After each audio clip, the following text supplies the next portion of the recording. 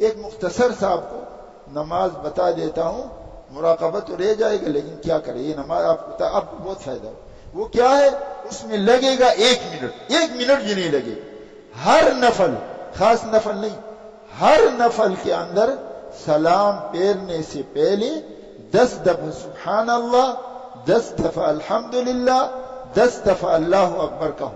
کوئی بھی نفل ہے، تہجد کی نفل ہے، اشراق کی نفل ہے، چاش کی نفل ہے، اوابین کی نفل ہے، سلام پھیرنے سے پہلے اس نماز کے اندر جہاں آپ کا جی چاہے، میں تو سلام سے پہلے تحیات ختم کرنے سے 10 دفعہ سبحان اللہ، 10 دفعہ الحمدللہ، 10 دفعہ اللہ، تو آپ کو کتنا ملے گا؟ وہ جو صلاۃ تسبیح پر حضرت نے فضائل ذکر میں شیخ الحدیث لکھا ہے، وہ 10 انعامات ملیں گے۔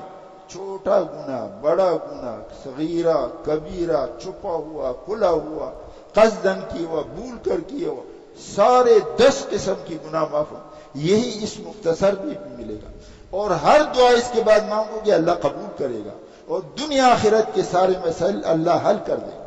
اور ایک حدیث نہیں، 6 حدیث کے مستند کتابوں میں یہ دیے۔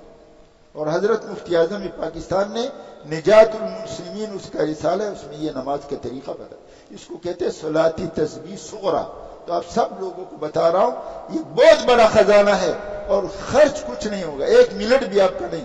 جو بھی نفل پڑھ، تحیۃ الوضو پڑھ لے، تحیۃ المسجد پڑھ لے، چاش پڑھ لے، اشراق پڑھ لے، تہجد پڑھ لے، اوابین پڑھ لے، سلام پھیرنے سے پہلے 10 دفعہ سبحان اللہ، 10 دفعہ الحمدللہ، اللہ اکبر، اور تھوڑا سا اس کی معانی کو، سبحان اللہ، اللہ ہر عیب سے پاک، الحمدللہ، اللہ سارے خوبیوں کا مالک، اللہ اکبر، اللہ سب سے بڑے۔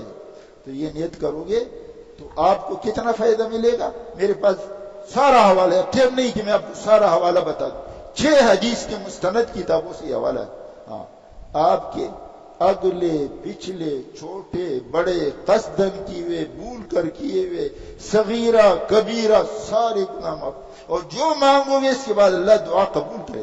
مگر آپ تو بولے میں نے مانگا نہیں قبول، تو اللہ دیکھے گا کون سی چیز، آپ تو بچے ہو، عقل نہیں ہے، تو تم اپنے لیے ہلاکت مانگ رہے، اللہ تمہیں تھوڑی ہلاکت دے، وہ تو دیکھے گا۔